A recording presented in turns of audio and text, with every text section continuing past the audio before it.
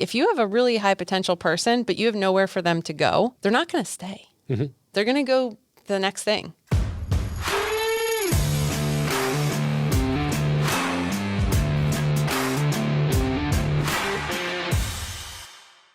Hey, what's up, guys? Spencer Smith here, host of the Self-Funded with Spencer podcast, sponsored by Pareto Health, ClaimDoc, and PlanSite. Enjoy today's episode. Then you start talking about fully insured, self-funded. Honestly, none of my finance leaders ever cared. As long as the number met the number. That's it. Right? Yeah. I mean. So they never thought, oh, I could save 25 or 30% on this number? They did, but again, big picture, they don't think about it all day long. Okay. So it's something that I would have to say to them, hey, CFO, look at this cool thing that I found that we could do if I do this, this, and this. But that requires me to be financially savvy. Okay. Or have a really tight, people finance partner that can help me with the analysis. Because you have to remember, traditionally, HR or people don't speak lingo of CFO people, because that requires a spreadsheet with lots of numbers and formulas and pivot tables on it. So I'm the translator, basically. You're the translator. Yeah. Okay. Is that how I should introduce you as your title? Is Monica the translator? Well, actually, I have a different way of introducing myself. Okay. But translator could be one. Translator's a great way. So I guess we'll go, why don't I introduce you? Probably should introduce you in case we use that footage beforehand. So I'm sitting down with Monica Panetta. You are the Chief People Officer at Pareto Health, right? Spence, yep, you're right. Hey, did you know that you're the first Pareto person to actually sit down with me on a podcast? Really? Did you know that? No. Yeah. I've been asking for a long time. I feel very special now. You should feel very special. But I honestly feel special that we're able to do this. And I think this is actually going to be a really interesting topic. So I mentioned you're the Chief People Officer. Why don't we just start there? What does that mean exactly? Let's kick it off from there. So it means I am looking after the most important asset in the company, which is the people. So what do they want? How do they want to work? What will it take to have them perform at their peak? How do they want to grow and develop?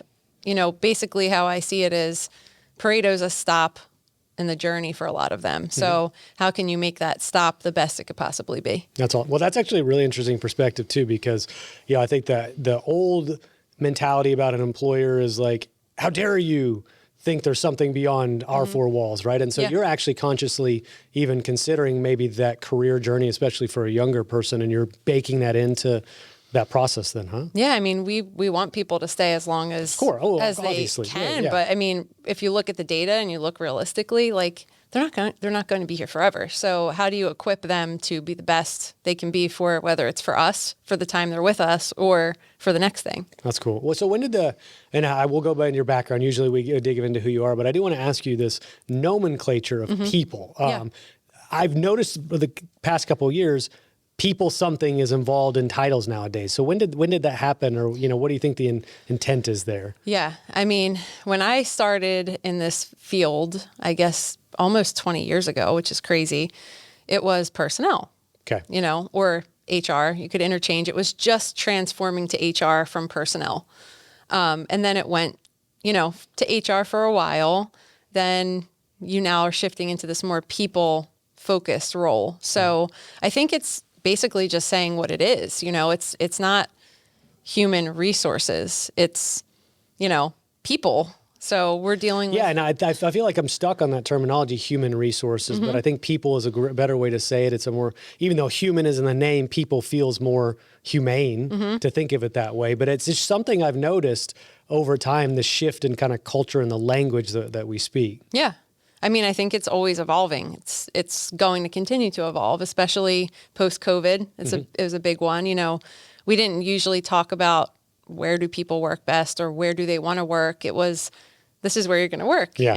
Here is your office and 5 days a week or whatever the case may be. But, I think we've gotten smarter and the field is, transforming and being that future looking like it should be. Like I always thought it should be. When I first started, I always thought this isn't really that interesting. We just file a bunch of papers and schedule interviews. And, I remember my first job, it was like picking people up from the airport, which was awesome because I got to talk to people. But I always remember thinking this could be so much more. I would find myself like trying to calculate how much things cost, my drive in the car with all the people in it. Like, oh my gosh, there's 6 of us in the car. And, if they make $100 an hour each, like we just wasted all that money driving to all these places, and I would always think like that. And I think that's like sort of when I look back, like, oh, wow, Monica, you were like futuristic there. You had a little bit different way of looking at things as well. So that actually is a great segue to kind of where you got started. So did you know you wanted to get into what used to be called human resources, or was it accident? How'd that happen? Well, so I'll shout out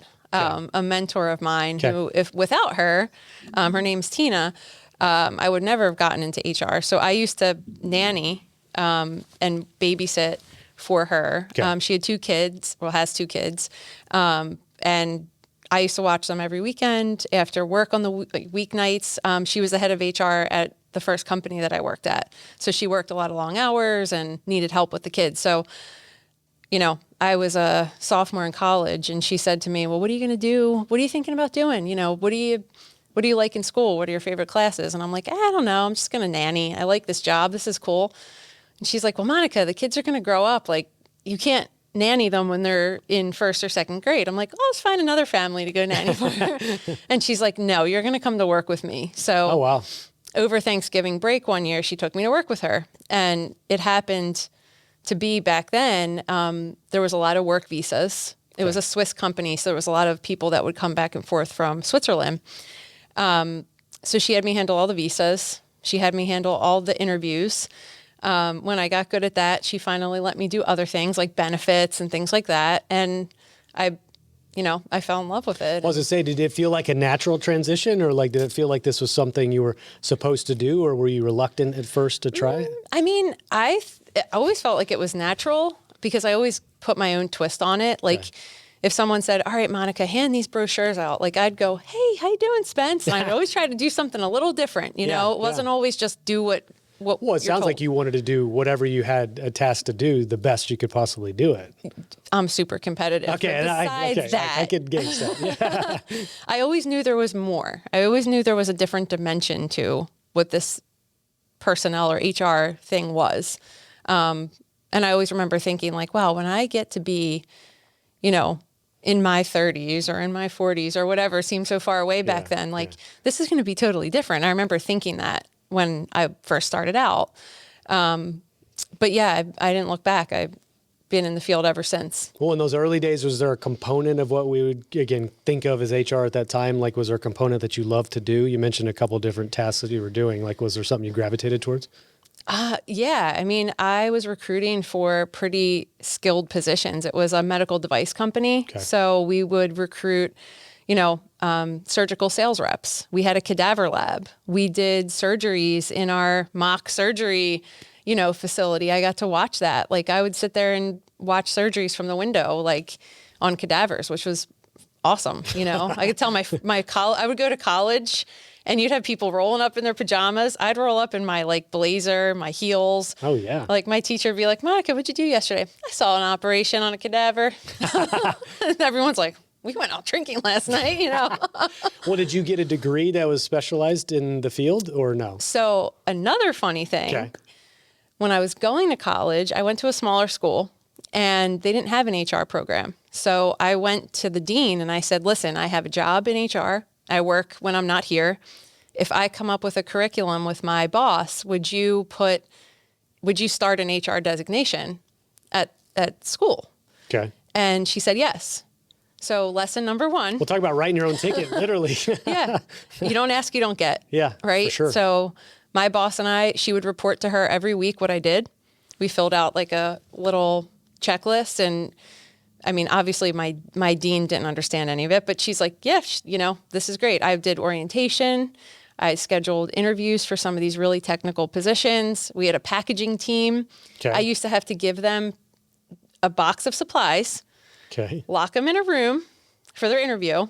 And I'd say, put this thing in the box, build the package around it. If it breaks, you don't get the job. Okay. And we would drop it from the table, and if it broke in the box that they built, they didn't get the job. Did most people nail it, or did they? Some did. Okay. Some people just walked out because they knew they couldn't do it. I was going to say, I'm not even sure. I'm trying to picture this in my head. I'm not even sure I could do it, but I have to ask, so does that curriculum at the college still exist? Did you build a program? It does. Oh, wow. Yeah, Okay. it does still exist. Mm-hmm. That's pretty awesome. And I go back and help out when I can. Okay. I do mock interviews with Do you have a students. building with your name on it? Yeah. No. Okay. No, someday. But no, but I like that. I like giving back. I feel like if you don't, I wouldn't have gotten a chance if someone didn't do that with me. So I feel like that's cool. Everyone needs somebody. Well, that's really cool. I mean, you're the first person I've met that actually built a curriculum for themselves that ended up, outliving themselves. Pareto Health is the manager of the largest employee benefits group captive in the United States. And it's also now the main sponsor of the Self-Funded with Spencer podcast. I chose to partner with Pareto Health for 3 main reasons. Number 1, their dedication to improving the world of health benefits. Number 2, their mission to reduce volatility and to make self-funding simple for mid-sized employers. And number 3, the strength and scale of their program. With over 2,300 member groups and more than $1 billion of stop-loss premium under management, Pareto Health is the most robust solution of its kind in the country, period. Stay tuned for more information because I'm sure I'll be featuring them on an episode of the podcast very soon. Visit Pareto Health at paretohealth.com or follow them on LinkedIn to stay up to date on the latest news and developments. So as you got through that degree, did you stay with the same company or did you end up getting a new job or what? I ended up working at the first company for about 2 years. Okay. And then I went off and tried to do some other things. I found some things that I just did not like. I worked in the entertainment space for a little while. Okay. I worked for Aramark, so they did all the sporting event concessions. So I ran the schedules for the concessions. Nope. That doesn't sound fun. Went from recruiting surgical sales reps to running concession schedules where people didn't show up sometimes. Yeah. I had to fill in. I remember I was at an event in Philly and they're like, all right, Monica, the popcorn person didn't show up. You're doing popcorn tonight. And I saw all these people from high school and they're looking at me like, oh, looks like she got a great job out of college, Well, do you think outside of those headaches, would it have been a job that you enjoyed long term, or was it just? It was one of those stops that I had to take, so I knew I wouldn't want to do it. Totally, yeah, I get that. Okay, so then what transpired after that? Because I'd love to cover since your career, you said it spans 20 years. We'll obviously pepper in kind of how the role of a people officer has changed over that time, but I'd love to hear how it shaped you and what some of your stops were early on. Yeah. I mean, first stop was med device. Like I said, I was really interested in that. I was so fascinated with the space and just the difference it made in people's lives. And the people were so smart that I worked with and always thinking about future thinking, the next thing, because if it didn't keep iterating, it was dying. So riding that tail early on of the creativity and clock speed, pure clock speed. I mean, people move fast, fast and furious. Love that. I take something from every job that I had, and I actually have a notebook that I write stuff down in, and I'm like, okay, these are traits I want to keep, and these are traits I don't ever want to show again to anyone, whether it's a manager or a boss that I had or a leader that I worked with. I actually have a book about the leader I want to be. What you're saying is actually crucial for people to understand. My career's I'm about 16, 17 years in. And I absolutely think a stop or two on your resume that just didn't work out and you found out exactly what you did not want to do or who you did not want to work for, I think that actually shapes you. Not only does it help you then understand yourself, but I think it helps you directionally focus your career. Yeah. If you don't have a misstep or something that didn't go wrong, then I don't think you quite understand yourself fully, if that's the case. I agree. And I've been so fortunate. I've worked for the same person twice, multiple times. I've had leaders who, the first person that I ever worked for, I worked for her again at my last job. Oh, really? She hired me at LifeScan before I came to Pareto. Okay. So 15 years later. Isn't that funny? Same person. Yeah. But I'll keep going with where it went next. Yeah, and don't feel like you have to cover every step, but I think just honestly understanding your background would be really, really helpful for this. Yeah. So med device, did a couple things I didn't like, financial industry, the entertainment industry. I worked in a recruiting firm for a while, a family-owned recruiting firm.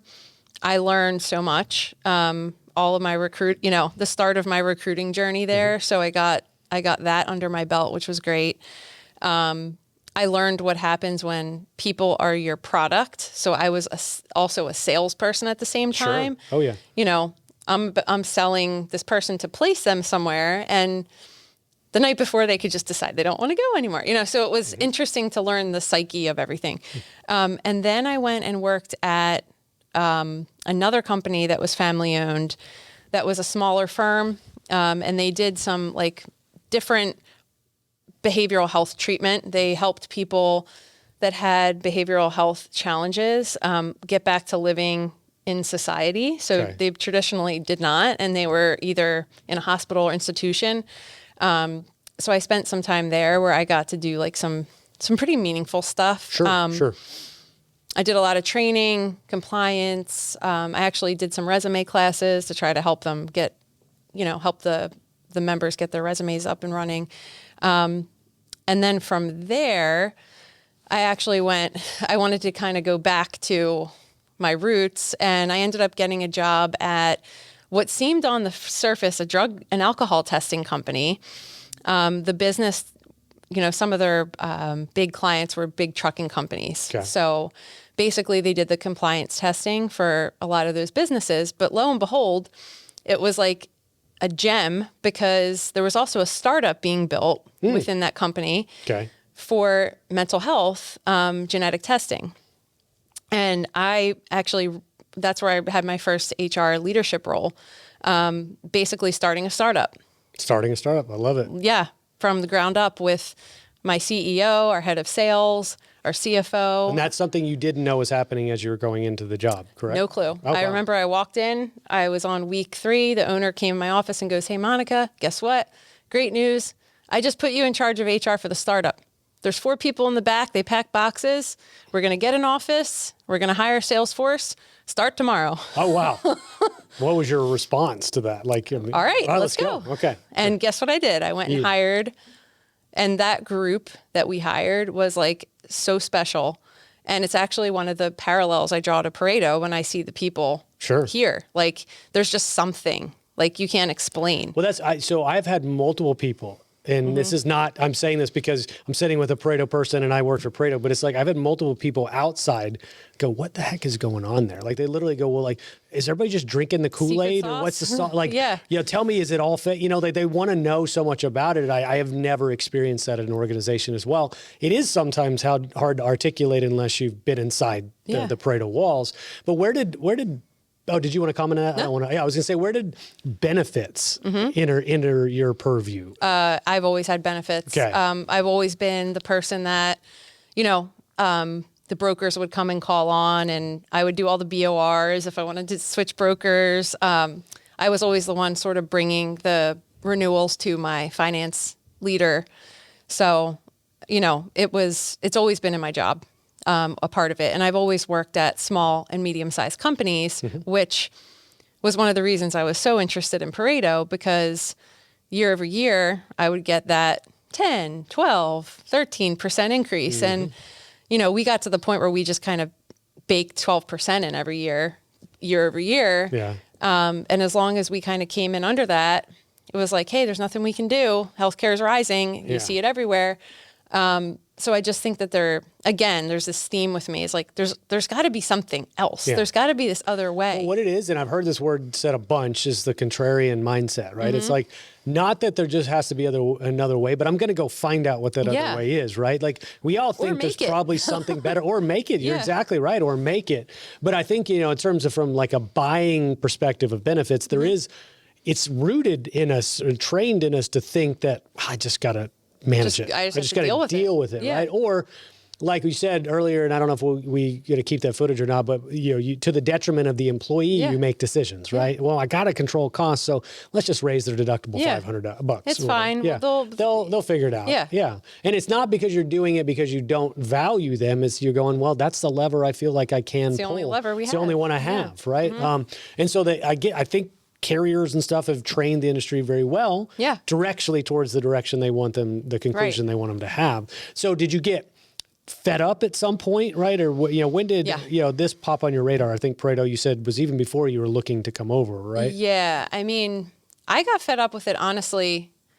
I would say, when I was at the startup, right, and we had, maybe 20 to 30 employees. We were pretty small. We got up to like 150 at one point. But when we had the 20 to 30 employees, it was near impossible to find something that we could, we could actually give.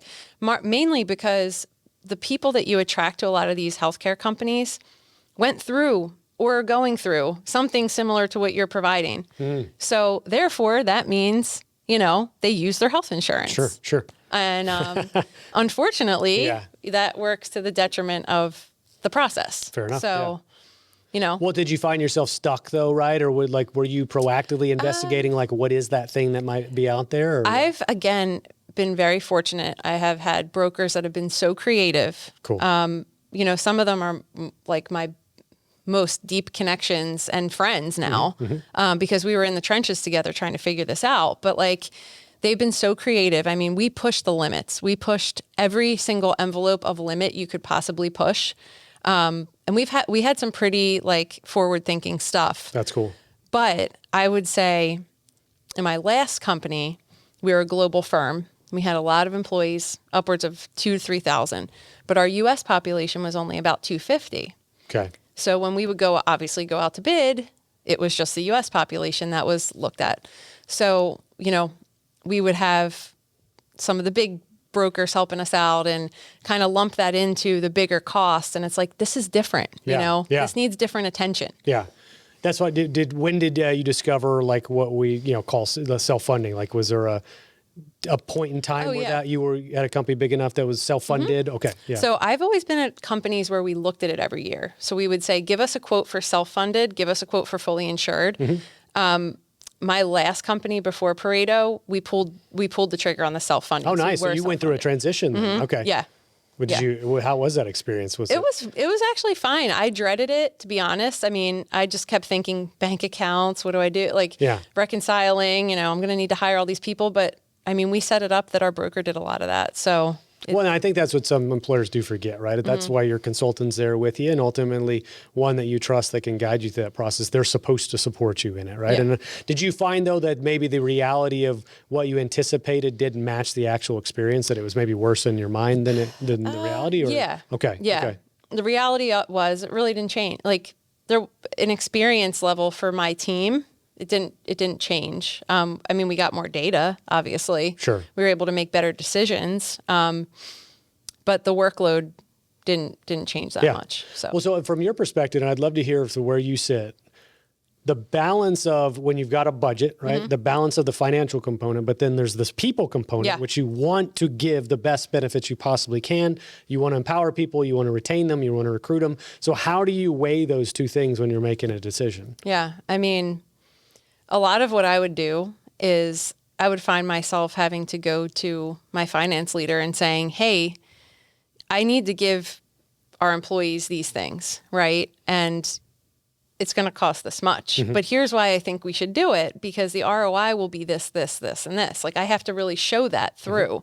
They're going to be at work more. They're going to be more present. They're going to, be able to perform their job better, whatever the case may be, so that they're not, one, worrying about it, because that's a huge thing. When people see these huge deductibles, they immediately just go into worry mode every time they have to go to the doctor. How much is this going to cost? How am I going to pay for this? So putting that case forward as the business productivity lens, I think, is really important. Again, being the interpreter, it's not always the spreadsheet. There's other things in between. Yeah, absolutely. Right. So, well, but do you ever feel like there was a benefit in your mind or something that was almost a non-negotiable, even if you couldn't prove an ROI, that you we need to have this because of X, right? Is there any of those enhanced or feel good or, whatever you want to call them, that you just truly believe in? I mean, I was always that way with an EAP program. Okay. I just feel like people underestimate those.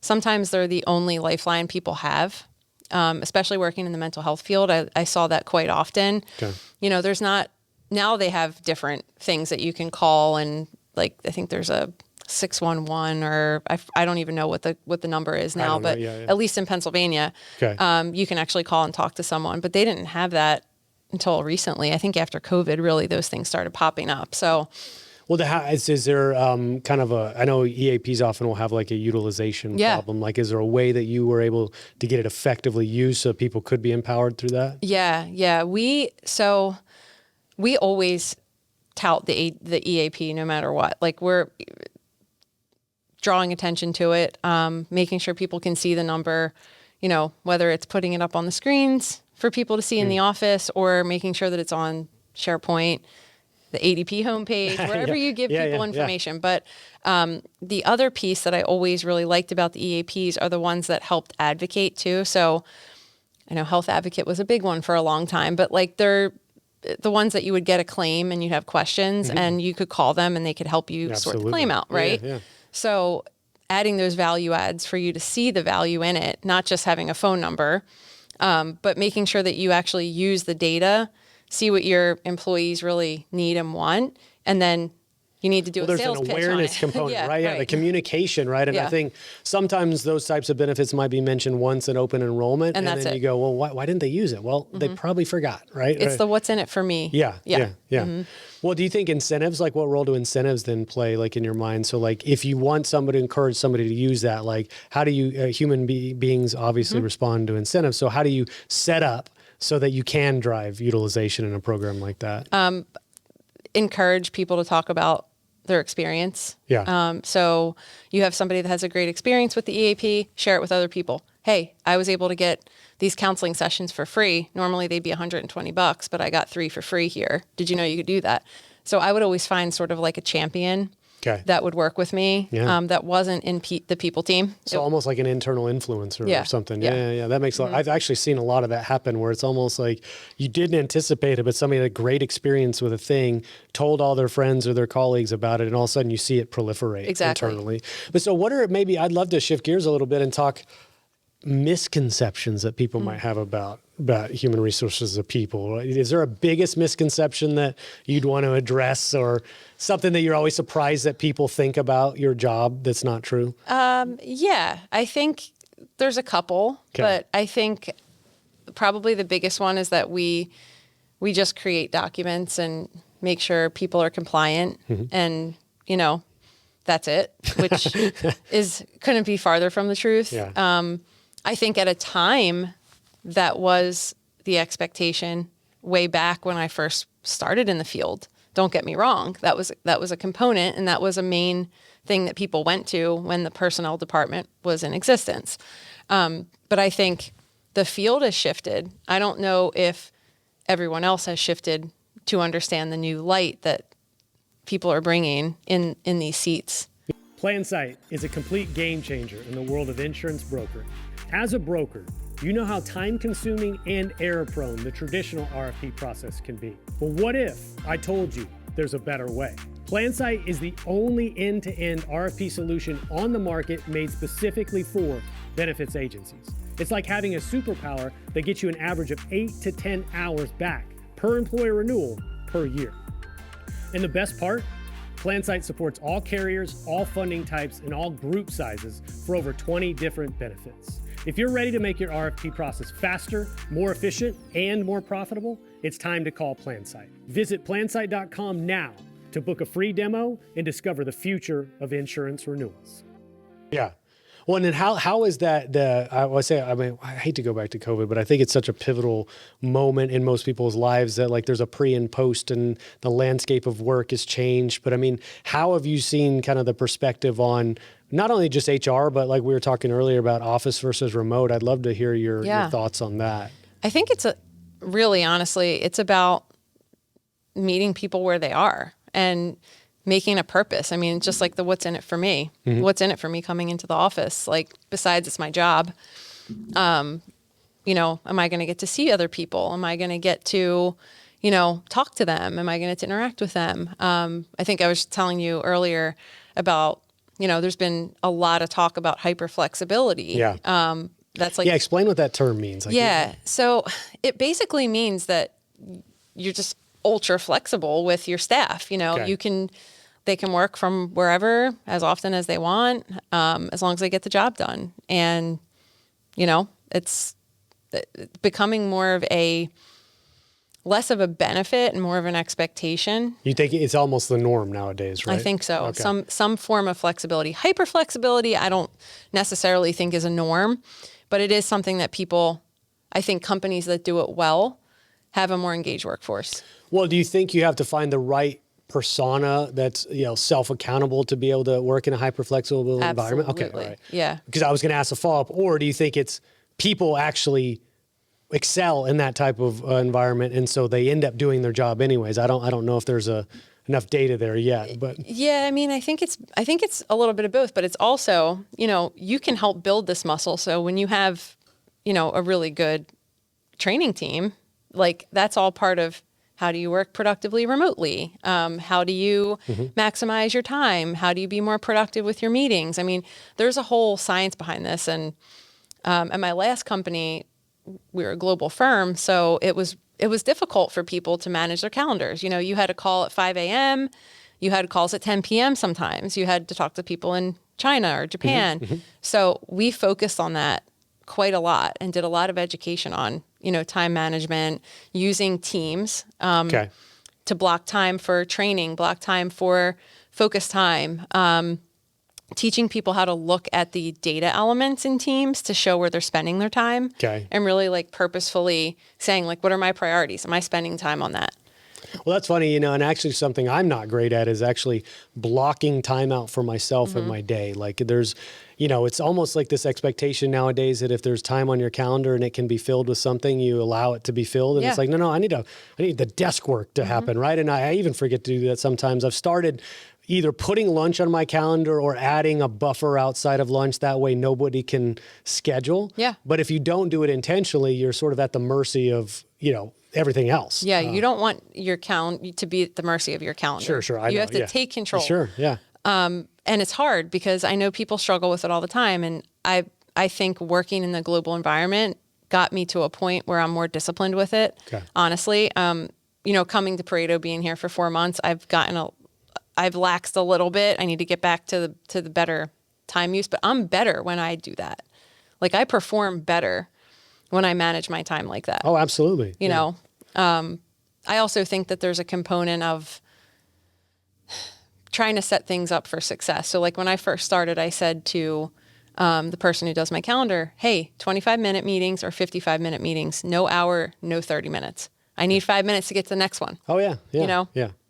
Well, it's almost weird nowadays. It's like you expect people to be 1 or 2 minutes late because you assume there's back-to-back-to-back meetings all day. Yeah. You don't even have the time to go to the bathroom, right? Or whatever you need to do in between, which is, it's been a really frustrating shift in my mind because it's almost like a super productivity, right? It's like you're trying to grind every ounce of energy out of individuals because, well, you got time on your calendar or you can do it, right? I mean, it's a weird thing. And I'll even tell my wife sometimes as I come home, if I have 6-8 meetings in a day or I'm talking all day, it's like, why am I tired? Well, you've just been sitting there. Yeah, but I've been using all of this mental energy and I didn't have enough breaks in between. And so I'm literally just exhausted as a result of it. Yep. Yeah. So let me ask you this. We're going down this path and I want to come back to it. I think we were talking about, work or office with a purpose. Yeah. I think we talked about that. I don't know if we said it before or not, but the idea of like, well, there's a shift. We went all remote for a while, then we started trickling back to the office. And then there's some people were trying to boomerang all the way back to full-time in office. And I don't think that's realistic anymore. But this idea of office with a purpose, right? Intentionally why we should be there on these days to cultivate that, the spirit, if you will, or the culture. Like, what does that mean to you? Let's define what that means and why you think it's so effective. Yeah. I mean, I think it has to be part of an intentional strategy, right? I mean, it's not going to happen on its own. If you just let people come in, hey, come in whenever you want, everyone's not going to get the same experience, which means they're not going to have as meaningful, everyone's going to have a different opinion about what's meaningful and what isn't. So I think as a group, you decide like, hey, are Tuesdays important? Are Thursdays important? It doesn't even have to be from the top. It could be the underwriting team decides that Tuesdays are important. So the underwriting team is going to come in. Okay. Maybe they'll, invite a couple of tell their other groups, hey, we come in on Tuesdays. If you want to come in and collaborate with us, like that's the best day. Yeah. But there's such an energy when you're done effectively, like to have that team all in one spot, working towards a goal or collaborating. That is the thing that I often missed about an office, right? Even if it was enforced or forced at a period of time. If you walk down and want to talk to somebody or had needed to get a question answered by somebody you knew would have the answer, it was right there, right? And you could grab them. That's, I think, lacking a little bit today. So you're saying let's be intentional and create an environment for that to happen. And if it is, for example, Tuesdays where people come in, Zoom meetings go the other days. You know, you do your in-person meetings on Tuesdays so that you can be with other people. If you don't have meetings, that's time where you can get work done with your door open or open door to have a pop in or, you know, get lunch with a coworker or meet someone for lunch outside the company you haven't seen in a while. You know, all kinds of things. Yeah, but you don't want everybody to come in and then just sit on Zooms all day. Right. Yeah, that defeats the purpose. Yeah. Have you seen organizations over time, because there used to be this sort of like really rigid hierarchy in organizations and really top-down empowerment. Are you seeing them become flatter or, you know, more horizontal these days? I mean, from an org structure standpoint, not particularly. Okay. I think the way that they're managing people, though, is different, and it has to be different. I mean, I remember when I used to have to tell my boss, like, I'm going to lunch. Yeah, you know, I used to have to do I'm that, back from lunch or whatever. But I think, again, the world has shifted to the place of, like, if you get lunch, great. You know, you'll take care of you have a meeting back at your desk in an hour, you'll be back on. You know, there's none of this punch the clock stuff. Well, do you think we're going to continue to live a lot of our lives on Zooms and Teams and stuff like that? Or are people getting fatigued? I mean, I definitely think there's an element of fatigue. I think it has to be managed because people do get, like I even said, we started a new thing at Pareto with the people leaders. I don't care if you're walking your dog.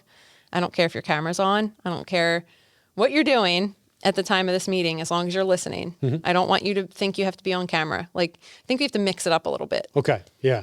Yeah. So that actually interesting because on camera, like there's, especially as a salesperson, sometimes like you need feedback, right? Yeah. Or you're trying to read the room or, you know, see, are they nodding? Are they paying attention? So do you think there, you know, should be intentionality around asking for that? Or are you saying it's not always necessary to have even the camera on? I mean, I think sales is different because you are, you know, obviously you have a value prop you're trying to sell. But I think for meetings that are, you know, one-on-ones or, you know, meetings within the team internally, like I think you can make your own rules. Like there's no rule that says like every meeting the camera has to be on, right? Yeah. You know, if I'm having a one-on-one with you, hey Spence, let's just call each other or... Yeah, you can even make phone calls. Did you know that? Like, that's possible. Yeah. It is really weird. I do that a lot. We've always just like assumed now, like you default to Zoom. It's like, no, 5 minutes if I can call you and we hash it out. Yeah. We don't need to sit at a computer to do that. I do that a lot. I prefer sometimes to like get up and walk around, even if it's just walking around my house. Yeah. Even if I'm in the office, I don't want to sit in my office all day. I'll go get on the phone and I'll walk around the city for a little bit and just... Really? Yeah. I mean... I just get bored with the scenery sometimes. It's a great view. I but... feel, you know, and I told you I lock myself in those little phone booths, and I will find myself 3 hours at a time and go, I got to get up. Like, I got to move, you know, and stretch or go walk outside and get some sun for a second because you forget almost to do that because it's just like productivity, and that's all you think about. Yeah. But I think the long haul, you've got to have more balance, you know, out of your schedule. So let me ask you this, Monica, like how have you seen the role of a people person evolve? Like what's following under your purview today that like a few years ago wasn't part of what you do? Yeah. I mean, I think it's evolved from being a peripheral at the seat at the table to having a seat at the table. Okay. I know that, you know, the people piece. Like you forget sometimes, right? And I think you're going down this path, right? It's like you hire somebody for a job, but you know, that's a human being, right? And they have a family and they have a life and they have hobbies. And they have goals. And they have goals. Yeah. All those things. And the goals aren't always like some people's goal is a stop, right? Yeah. It is not a lifetime. Some people are like, I want to get this sales job. I want to sell here for 2-3 years and kill it. And then I want to go do this thing, right? I mean, that's more what people are looking at now. I'm seeing is like they have the journey kind of plotted. And if we have, you know, 2 to 4 great years with people, like I think that's a win, you know, and they decide, hey, I took this job to get this experience and I want to go translate it into this. that's a win. Yeah. Because we did that.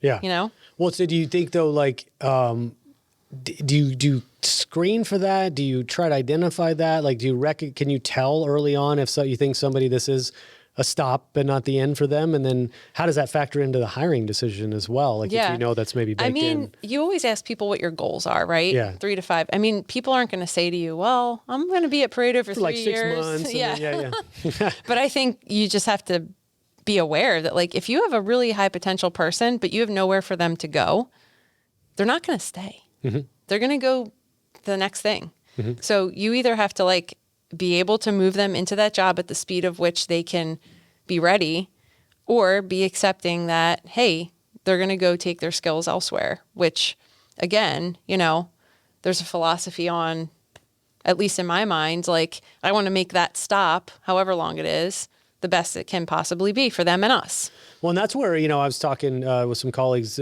today about kind of the onboarding process and the training process. I know a lot of that is your focus as well. It's like, well, if we understand maybe that's the world we live in today, and a good tenure is 3, 4, 5 years, you have to be able to backfill, right? And you have to be able, especially in a sales role, how do I ensure that there's just the minimal time lag between that person exiting, a new person coming on, and getting them up to speed, so we don't lose perhaps the productivity in that particular role for too long, where you reset or you lose momentum. Right. And so you got to be really good at that. So you got to be a first-class organization to be able to bring people through and get them going as quickly as possible. Yeah. And I mean, I think the sales roles, especially depending upon industry, like, they build over time. So you're probably going to be more likely to have people stay longer because they're building a book of business. Sure. There's an income component to that. Right. Exactly. Yeah. So I think for that, it's all about your bench. Honestly, you have to get your bench ready. You need to know where they stand. I know that we've been working closely on sales training together, but like, understanding where the gap is, and then how quickly can we fill that gap, so that when there does become an opportunity, that person's likely very high potential, they can fit into the next opportunity. So we just did 2 things. 1, we helped us fill the job quick, and 2, we helped feed the hypo that would probably go somewhere else if we didn't do that. Yeah, absolutely. ClaimDoc is a medical claim auditing and member advocacy company. We provide fiduciary services to employer-sponsored benefit plans, and allowing them to create an environment where we ensure that the benefit plans are being charged on a fair and reasonable basis. My business is basically people, and it become a real simple transition. We thought it was going to be far more complex. I've saved, we'll say, hundreds of thousands of dollars. I could not say enough about ClaimDoc. Well, and then as we sort of move in towards like the future of HR, and maybe we'll call this episode the future of HR. I don't know. But I mean, what are you seeing added to the framework nowadays that, like, you could never envision that would fall under your job description, but you're like going, oh, I see that coming. And you, obviously, with the insight you have, you seem to be always a step or 2 ahead. So I'd love your perspective on that. That'd be fun. Yeah. I mean, I think experience, I know that, you know, the people team has always held employee experience, but a lot of it has really, you know, it's a collaborative partnership with the manager and with the teams. But I think the people team has taken a more active role in, like, what does this experience look like from day one, or even before day one, right? Like, my team's the first person they talk to when they start, and the last person they talk to if they leave, right? So, like, in between that, what are all the big moments that matter that, like, we need to make sure we're paying attention to? So their first day, they're going to remember all these things. What are we making that look like for them? Sure. Not only what are we making it look like, we need to ask them, you know, how did we do? And then tweak it if we need to. Sure. You know, how we train them. What do they get trained on? How do they get trained? Is it in person? Is it virtual? Is it, you know, what components of that experience do we want them to really remember and have that be like a core memory in their journey? So I think experience is big. I think also, you know, the benefit space is interesting. I mean, the people team has always owned that, but the benefit space to me has become a lot more of a financial piece, as has the human capital element. Okay. So I do think in a chief people officer role, the financial acumen has become much more important. Really? Okay. Yeah. Well, it makes sense. Obviously, the sophistication of benefits evolves over time too. And, you know, I think anytime you venture down the realm of self-funding, of course, that's got to be a component of it. One of the things that we haven't really talked about, which I know falls under your umbrella as well, is like culture, like cultural fit, right? And how do you triage whether or not, because we have a specific culture at Pareto, and I mean the way that we operate, not the culture of the human beings, but like, how do you figure out, do I think that person's going to fit inside this environment? Yeah. Well, it's all about your process. We make pretty extensive scorecards with hiring managers on competencies and fit. We also try to pull that into then questions they ask to measure that fit. And I'm sure at Pareto, we also do the culture index, which is why I'm here for training for that. But, we do believe that gives us a good look inside to that fit and the job behaviors. And what is that? The culture index, right? So like people that aren't familiar with that, what is that measuring, right? And like, how is it measuring it? Is there psychology, human behavior? What all elements are involved? I'll learn way more in 2 days. Okay, I'll ask you again in 2 days. What I'll say is it measures job behaviors. Okay. And essentially what it's looking at is, where are your strengths when it comes to job behaviors? Are you a person that can do one task at a time? Are you a person that can do multiple things at once? Are you more assertive? Are you more, laid back? Are you kind of more technical versus more, I don't know, innovative? It's a series of like descriptive words, right? Like you go through the list of descriptive words and identify, how do I view myself, and then how do others view me, I think, or what they would say about me. Trying to remember going through the process. Well, it's measuring your job behaviors and then looking at essentially the same set of questions again and looking at it and comparing the two. Yeah. So you can actually see from the results. It's interesting, like not satisfaction, but like if you're using the things you're good at in the job you're in. I see. Okay. So yeah, I mean, it's one of those effective things because ultimately you have to look in a crystal ball and go, is this person going to work or not? Yeah. Which is not always easy to tell through the interview process. Even early on, they might hit the ground running and then hit a wall at some point and you go, what happened? Where did we make a miss? And so it's just adding in an element of predictability about the outcomes there, right? It is. And it's not perfect. Yeah, I don't think anything is. No, it isn't. And it comes with experience. It comes with having a good process to help. It comes with training. And, it also comes with setting good expectations. And part of it is the experience coming in. Sure. How well do we set them up for success? You could have a person who has a great behavior fit, but they come into the job and are not set up to succeed. So now you just have someone who on paper is perfect fit, but we didn't set them up to succeed. So, well, and so let me ask you this as we sort of inch towards the end here, Monica, as much as you feel you can say, like, what is your vision, right, for this role for you and maybe the direction you're going to shape our company to go? Is what you can share, of course. I mean, for me, it's being the person that's always looking to the future and always making sure that we're providing and being able to give that experience to people.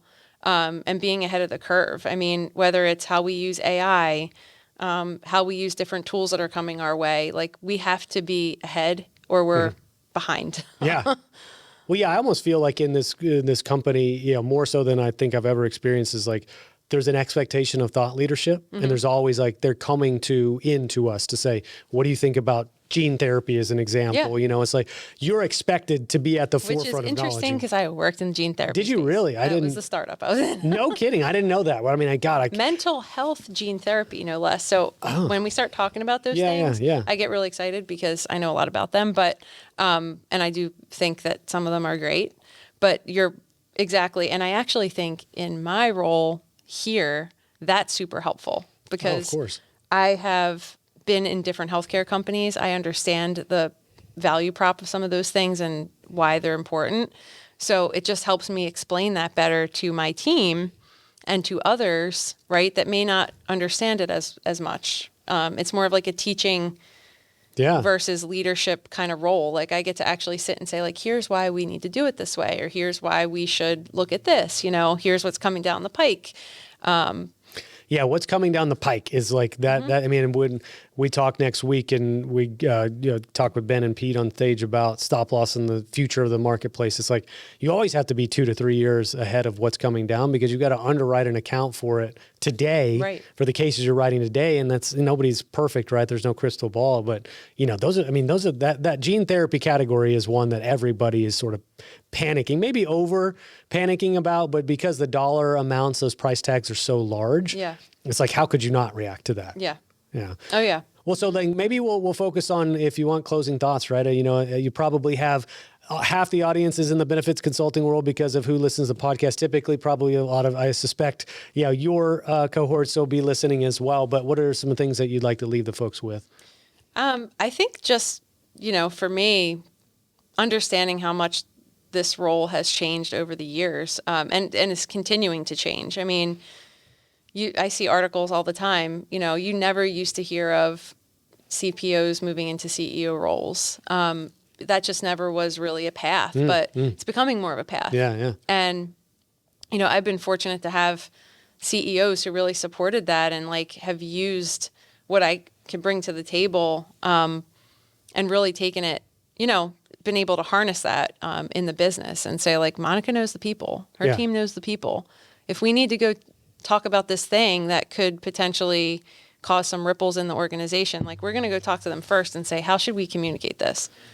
Well, I think I can see why that's the case. And just to add some commentary before we wrap, it's like, if you understand people, you understand, how they operate, what they're concerned about, perhaps how to influence their decision-making process or motivate them, inspire them. If you understand, it's one thing that I've discovered sitting in this chair a lot, is you just sit down and listen to people talk.